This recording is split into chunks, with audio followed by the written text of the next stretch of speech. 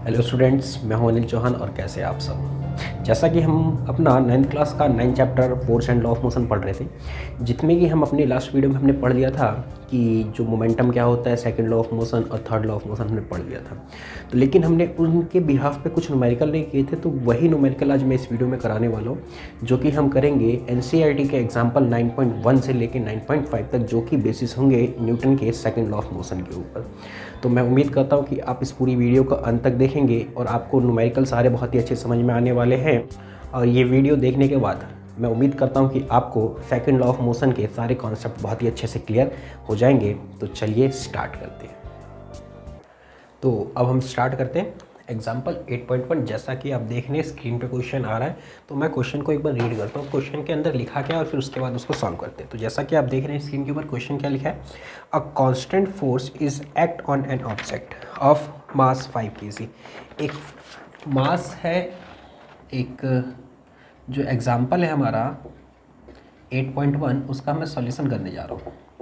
ठीक है, तो इसने बोला है कि a constant force act on an object of mass 5 kg। एक 5 kg का एक मास है, उसके ऊपर एक फोर्स लग रहा है, पता नहीं कितना। एक कांस्टेंट फोर्स लग रहा है, उसके अंदर बता दिया कि कितना लग रहा है, नहीं बताया। कितने देर के लिए लग रहा है ये फोर्स? 2 सेकंड के लिए। 2 सेकंड के लिए ये फोर्स उस ऑब्जेक्ट के ऊपर लग रहा है और it increase the object velocity from 3 meter per second to 7 meter per second. मतलब उसकी स्पीड जो है इनिशियल है 3 मीटर पर सेकेंड और उसकी स्पीड जो हो जाती है वो कितनी हो जाती है 7 मीटर पर सेकेंड। मतलब क्या है कि मान लेते हैं ये एक ऑब्जेक्ट है, इसका दे रखा है यहाँ पे मास, इसके ऊपर एक फोर्स लग रहा है पता नहीं कितना, और इसके ऊपर जब 2 सेकंड के लिए फोर्स लगाएगा तो अभी इसकी वेलोसिटी है 3 मीटर पर सेकंड, और ये जब 2 सेकंड के लिए इसको फोर्स लगाया जाता है इसके ऊपर, तो ये कुछ डिस्टेंस ट्रैवल कर लेता है और रहता तो ये 5 kg का ही है, और यहाँ पे इसकी वेलोसिटी जो हो गई वो 7 मीटर पर सेकंड हो गई, और टाइम कितना लगा है 2 सेकंड। ठीक है, तो यहाँ पे बोला है कि find the magnitude of applied force, आपको एफ निकालना है। तो जैसा कि हमने पढ़ा था according to second law of motion, जब आपको initial velocity, final velocity, time दे रखा है और आपको फोर्स निकालना, मास भी गिवन है, तो वहाँ पे एफ इज इक्वल टू जो क्या होता है, वी नो दैट क्या, F is equal to M we minus you upon में क्या होता है, टी होता है। ठीक है, अच्छा फोर्स कितना है हमको नहीं पता, मास कितना है 5 kg, अच्छा यू कितना है हमारा, सॉरी वी कितना है, वी है 7 और यू कितना है 3, और कितने देर के लिए लग रहा है 2 सेकंड के लिए। ठीक है, अच्छा अब क्या हो जाएगा कि ये तो हो गया हमारा 5, 7 में से 3 क्या 4 अपॉन में 2, 2 2 ज़ा 4, 5 2 ज़ा 10। मतलब उस ऑब्जेक्ट के ऊपर जो फोर्स लग रहा है वो कितने न्यूटन का लग रहा है, 10 न्यूटन का फोर्स लग रहा है। लेकिन क्वेश्चन यहीं पे ख़त्म नहीं होता। देखो आप क्वेश्चन के अंदर और क्या लिखा हुआ है, now if the force was applied for a duration 5 second. अभी यहाँ पे टाइम कितना था 2 सेकंड, लेकिन इसने बोला है कि अगर मान लो कंटिन्यूसली अगर 3 मीटर पर सेकंड था, इसकी स्पीड जब थी 3 थी, तो इसके ऊपर 5 सेकंड तक हम फोर्स लगाते हैं। यहाँ पे तो 2 पे ही हमने बात करी थी, लेकिन अब की बार कितनी देर तक लग रहा है, 5 सेकंड तक लग रहा है। तो what would be the final velocity? तो ऑब्वियस सी बात है, फाइनल वेलोसिटी भी तो 7 है 2 सेकंड बाद, लेकिन 5 सेकंड बाद ये वेलोसिटी और बढ़ जाएगी। तो केस दूसरा है, तो यहाँ पे मास तो सेम है, इनिशियल वेलोसिटी भी सेम ही रहेगी, लेकिन टाइम यहाँ पे बढ़ा दिया है। टाइम कितना कर दिया है 5 सेकंड। अच्छा फोर्स कितना लग रहा है उसके ऊपर, ये जो वाला फोर्स सेम फोर्स लग रहा है, फोर्स कितना है 10 न्यूटन। लेकिन यहाँ पे अब हमको क्या निकालना है, वी, मतलब ये तो वेलोसिटी 2 सेकंड बाद थी, लेकिन जब 5 सेकंड तक ये फोर्स लग रहा होता तो वेलोसिटी कितनी होती है, तो यहाँ पे हमको वी निकालना है। तो वही फार्मूला ये वाला, तो एफ कितना है M we minus you upon में डी। एफ कितना है 10, एम कितना है 5, वी कितना है नहीं पता, यू कितना है 3 अपॉन कितना, टी कितना है 5, 5 से 5 आंसर ये 10 है। V minus U, sorry V minus 3, अगर ये 3 इधर माइनस का इधर आएगा तो प्लस का, 10 plus 3 is equal to V, means जो v हो जाएगा वो कितना हो जाएगा 13 मीटर पर सेकंड। मतलब अगर इस ऑब्जेक्ट के ऊपर 5 सेकंड के लिए ये वाला फोर्स लगाया जाए जो हमारा 10 आया था, तो इसकी वेलोसिटी 5 सेकंड बाद कितनी हो जाएगी 13 मीटर पर सेकेंड हो जाएगी। तो ये एग्जाम्पल आप देख लीजिए, नोट कर लीजिए, फिर हम नेक्स्ट एग्जाम्पल करते हैं।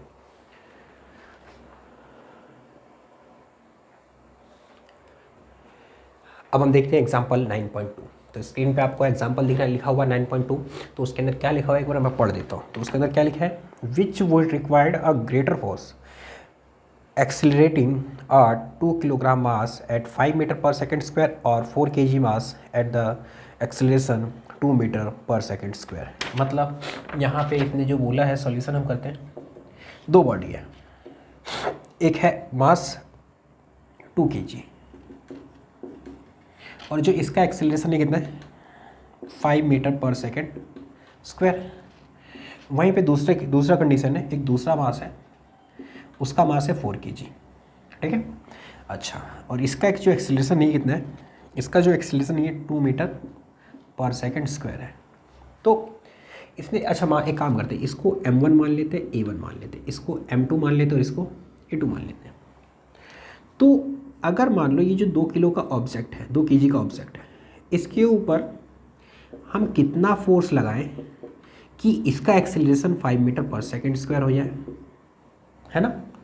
इसके ऊपर, इस 2 kg ऑब्जेक्ट के ऊपर कितना फोर्स लगाया जाए कि इसका एक्सेलरेशन कितना हो जाए, इसका जो एक्सेलरेशन कितना हो जाए 5 मीटर पर सेकेंड स्क्वायर हो जाए। सेम वहाँ यहाँ पे ये बोल रहा है कि एक 4 kg का ऑब्जेक्ट है, इसके ऊपर कितना F2 लगाएं, क्योंकि ये वाला फोर्स अलग होगा, कि इसका एक्सेलरेशन कितना हो जाए 2 मीटर पर सेकेंड स्क्वायर ये हो जाए। तो ये केस 1 है और ये केस 2 है ना। दोनों को दोनों तरफ करते हैं। तो देखो, हमको पता है, वी नो दैट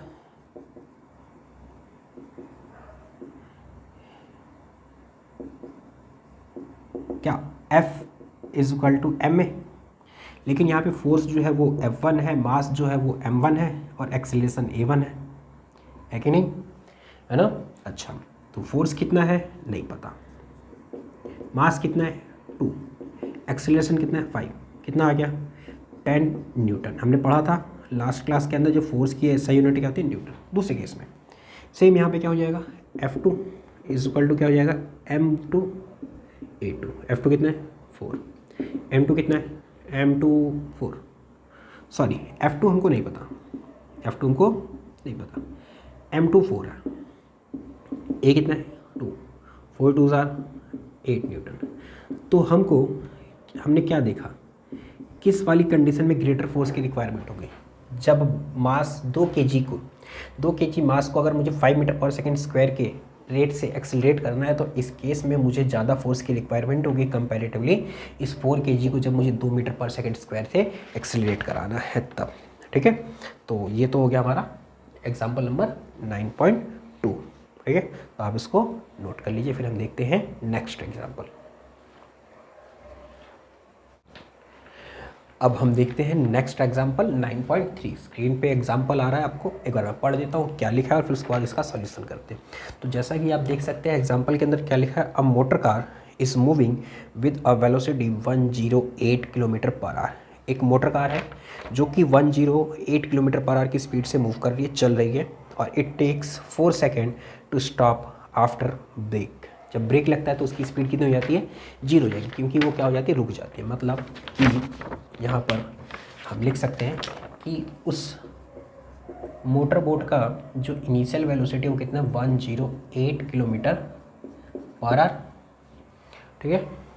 इसने ब्रेक लगाया और टाइम लगा 4 सेकेंड, और मोटर बोट क्या हो जाती है रुक जाती है, स्टॉप हो जाती है। तो जब भी कोई रुकेगा तो उसकी फाइनल वेलोसिटी क्या हो जाएगी 0, ठीक है। तो अब ये क्या कहता है कि calculate the force exerted by the brake on the motor car, कि यहाँ पे कितना फोर्स एक्सल्ट हुआ। मतलब कि ये जो मान लेते कोई भी मोटर कार है या फिर कोई भी कार है, मान लेते कार है, चल रहा है, तो ब्रेक के द्वारा इसके ऊपर कितना फोर्स लगा, क्योंकि ब्रेक जब लगा तो उस ब्रेक ने इसके ऊपर एक फोर्स लगाया ऑपोजिट डायरेक्शन में, जिसकी वजह से कार रुकी। तो वही बोल रहा है ये, calculate the force exerted by the brake on the motor car if its mass along with the passenger is 1000 kg। और इस मोटर कार और इसके अंदर जो पैसेंजर है सबका मिला के जो मास है वो 1000 kg है। मास कितना है? 1000 kg है। तो सिंपल है, आराम से निकालेंगे, कोई दिक्कत नहीं है। जैसे हमको फोर्स निकालना है, क्या निकालना है? तो लेकिन हम यहाँ पे एक चीज़ देखेंगे कि मास है किलोमीटर पर आवर में, टाइम यहाँ पे आर है और यहाँ पे टाइम सेकंड है। तो इसकी यूनिट टाइम की और इसकी यूनिट सेम होनी चाहिए। तो हम क्यों ना इस किलोमीटर पर आवर को मीटर पर सेकंड में कन्वर्ट कर लें। तो जो यू है 108 किलोमीटर पर आवर, इसको मीटर पर सेकंड में जाने के लिए क्या करते हैं 5/18 से, या फिर इसको क्या कर देंगे 1000 अपॉन में 3600 से मल्टीप्लाई करेंगे तो ये आ जाएगा मीटर पर सेकंड में, मीटर पर सेकंड। तो ये किस में कन्वर्ट है? इसमें। अच्छा, 2 0 से 2 0 गया, 2 के टेबल में 5 पे जाएगा और 2 के टेबल में 18 में। मीन्स जो भी हमारी वैल्यू है उसको 5/18 से मल्टीप्लाई कर दो। हर बार बताता हूँ, 18 को इससे काटेंगे ये 6 पे जाएगा और 6 5 से कितना हो गया 30 मीटर पर सेकंड। हाँ, अब इस वाली वैल्यू को इस वाले टाइम के साथ हम यूज़ कर सकते हैं। अच्छा, अब वी नो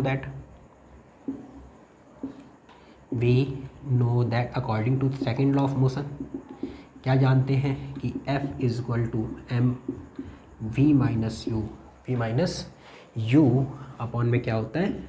T होता है, बिल्कुल होता है। अच्छा, F हमको नहीं पता, मास है 1000 kg और फाइनल वेलोसिटी रुक जाती है और initial velocity 30 metre per second और टाइम लगा कितना 4 सेकेंड। ये 250 पे कट जाएगा, ये 250 जीरो में से 30 गया इंटू में -30। जब -30 को 250 से मल्टीप्लाई कर देंगे तो आ जाएगा ये 7500 माइनस में। अच्छा, अब यहाँ पे जो फोर्स लग रहा है उस -7500 न्यूटन लग रहा है।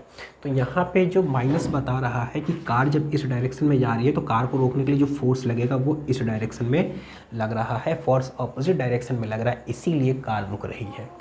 तो इसलिए यहाँ पे फोर्स कैसा है? नेगेटिव। अगर ये फोर्स पॉजिटिव होता तो इसकी स्पीड इससे या फिर ये जो वैल्यू है इससे और ज़्यादा बढ़ जाती। तो ये तो था हमारा एग्जाम्पल 9.3। अब हम देखते हैं एग्जाम्पल, नेक्स्ट एग्जाम्पल देखेंगे, आप इसको नोट कर लीजिए। अब हम देखते हैं एग्जाम्पल 9.4, स्क्रीन पे आ रहा है एग्जाम्पल 9.4। एक बार मैं क्वेश्चन पढ़ देता हूँ क्या लिखा हुआ है, देखते एक बार। क्या लिखा हुआ है कि a force of 5 newton gives a mass m1 and acceleration of 10 metre per second square.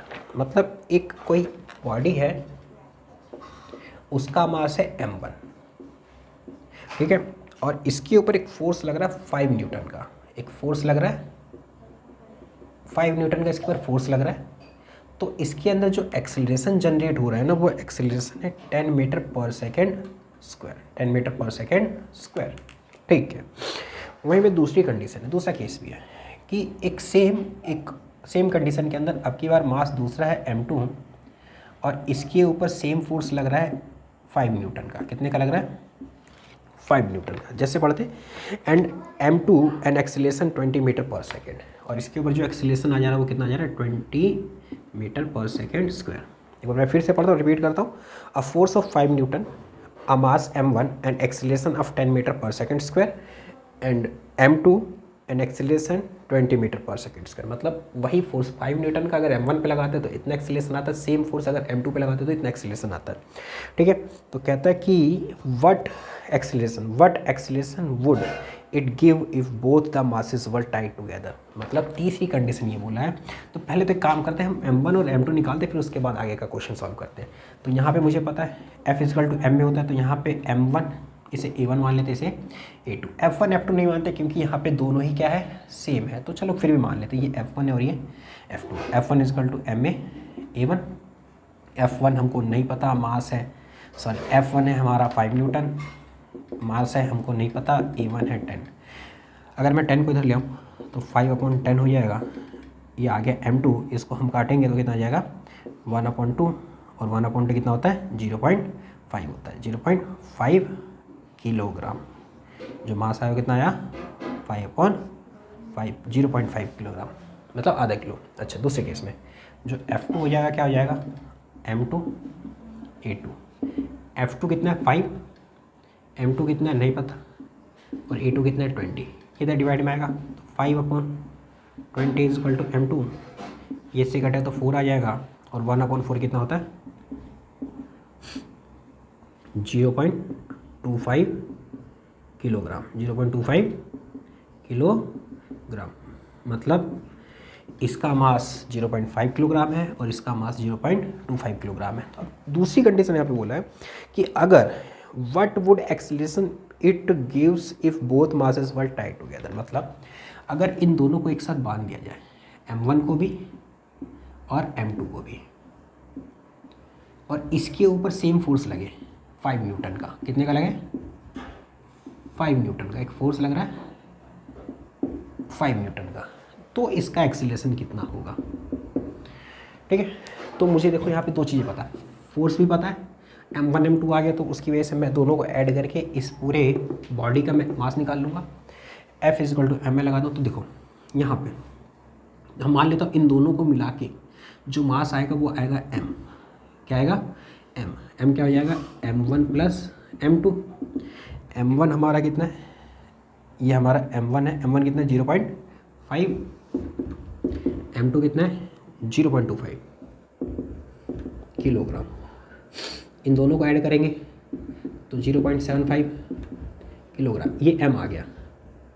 Force हमारे पास है ही कितना 5 न्यूटन, और एक्सीलरेशन हमको निकालना है, तो क्या हो जाएगा F is equal to m में F कितना है 5, मास कितना है 0.75 इंटू एक्सीलरेशन, ये जाएगा डिवाइड में, तो क्या हो जाएगा 5/0.75 is equal to a, point हटाएंगे ऊपर आ जाएगा 100,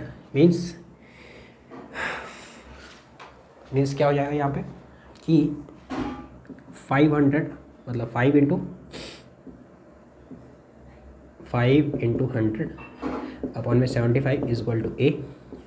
25 3 से 75, 25 4 से 100, 5 4 से 20, 20 upon 3 meter per second square का एक्सीलरेशन आएगा।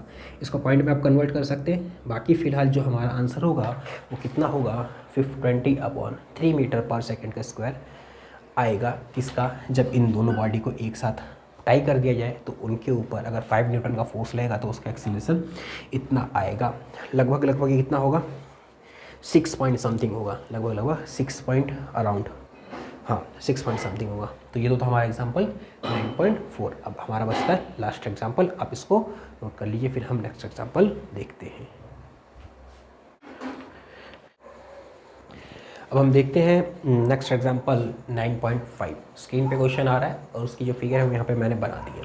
तो क्वेश्चन क्या एक बार मैं पढ़ देता हूँ। The velocity time graph of a ball of mass 20 ग्राम। एक बॉल है जिसका मास 20 ग्राम है, उसका वेलोसिटी टाइम ग्राफ कुछ ऐसा दिया हुआ है along a straight line on a table. किसी टेबल के ऊपर क्या है, एक बॉल रूल कर रही है, उसका वेलोसिटी टाइम ग्राफ ये है। तो हमको जो फाइंड करना, how much force does the table exert on the ball to bring it touch, है ना। जैसा कि हम देख रहे हैं कि बॉल की इनिशियल वेलोसिटी ये है, लेकिन जैसे जैसे टाइम बढ़ रहा है उसकी वेलोसिटी डाउन होते होते एक समय ऐसा आएगा जब वेलोसिटी क्या हो गई इसकी 10 सेकंड बाद 0 हो गई है। तो इसका मतलब है टेबल ने उस बॉल के ऊपर कुछ फोर्स एक्सर्ट कर रहा है, कुछ फ्रैक्शन फोर्स लगा रहा है जिसकी वजह से बॉल रुक जा रही है। तो उसी फोर्स को हमें क्या करना है, फाइंड आउट करना है। तो जैसा कि हम यहाँ पर देख सकते हैं इनिशियल वेलोसिटी जो है वो 20 सेंटीमीटर पर सेकेंड में, मीटर पर सेकेंड नहीं है, सेंटीमीटर पर सेकेंड है। तो जो इनिशियल वेलोसिटी है वो क्या है 20 सेंटीमीटर पर सेकेंड है, ठीक है। और हम देख रहे हैं कि जैसे जैसे टाइम बढ़ रहा है वेलोसिटी डाउन होती जा रही है, मतलब टाइम इतना था वेलोसिटी कम हो गई, टाइम और बढ़ा वेलोसिटी इतनी हो गई, जब टाइम और बढ़ा वेलोसिटी और डाउन हो गई, है ना। ऐसे करते करते जब उसकी टाइम 10 सेकंड था तो वेलोसिटी क्या हो गई 0 हो गई। 10 सेकंड के बाद जो फाइनल वेलोसिटी ऑफ बॉल की कितनी हो गई 0 हो गई। कितनी हो गई 0 सेंटीमीटर पर सेकेंड या मीटर पर सेकेंड, बात तय की है, ठीक है। और बॉल का मास कितना है, इतना है। और याद रखना यहाँ पर जो स्पीड हमको लेनी है वो किस में लेनी है, मीटर पर सेकेंड में, जो कि हमें सेंटीमीटर पर सेकेंड में लेनी है, मीटर पर सेकेंड में। और जब भी हम वेलोसिटी को मीटर पर सेकेंड में लेंगे तो एक चीज़ याद रखना, जो मास होगा वो मास हमेशा किस में होना चाहिए, किलोग्राम में होना चाहिए। वेलोसिटी हमेशा मीटर पर सेकेंड में और मास हमेशा किलोग्राम में, तो ही जो फोर्स हमको निकालना है उसकी यूनिट क्या आएगी, न्यूटन आएगी, तो ही उसकी यूनिट क्या आएगी, न्यूटन आएगी। तो इस चीज़ का खास ध्यान रखेंगे। हम सॉल्यूशन करते पहले मास को कन्वर्ट करते हैं। तो मास क्या हो जाएगा, 20 ग्राम है, तो ग्राम से किलोग्राम में जाने के लिए हम क्या करते हैं, 1000 से डिवाइड करते हैं। तो 1000 से डिवाइड करेंगे 20/1000 किलोग्राम हो गया। तो इसको करेंगे 0 से 0 हो गया, ये हो गया 0.02 किलोग्राम। ये तो बात हो गई किसकी, मास की। अब एक काम करते हैं, हम वेलोसिटी को चेंज करते हैं। जो वेलोसिटी हमारी फाइनल तो 0 है, इसको तो खाली इनिशियल की बात करते हैं। तो याद रखना 20 सेंटीमीटर पर सेकेंड, ठीक। तो सेंटीमीटर ऊपर है, सेकेंड नीचे, तो 1 सेंटीमीटर में हमको पता है 1/100 मीटर होते हैं, 1/100 मीटर होते हैं। और सेकंड तो है ही, सेकंड तो नीचे है, तो हम सेकंड को सेकंड ही रहने देते हैं, है कि नहीं।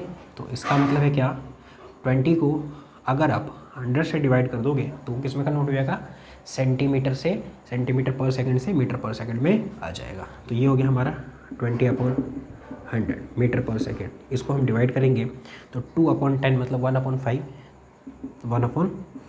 इसको और अगर मैं डिवाइड करता हूँ तो ये आ जाएगा हमारा 0.2 सेकेंड मीटर, 0.2 मीटर पर सेकंड। ये तो आ गया हमारा इनिशियल वेलोसिटी। अब हमको निकालना फोर्स।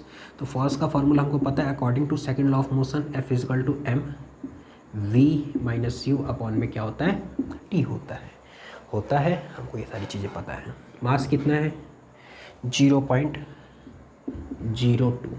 फाइनल वेलोसिटी हमारी कितनी है, 0 है। इनिशियल वेलोसिटी कितनी है, 0.2 है। और टाइम कितना लगा, 10 सेकेंड। इस बॉल को रुकने में कितना लगा, 10 सेकेंड। इसको मैं डिवाइड करता हूँ, तो ये तो हो गया हमारा 0.02।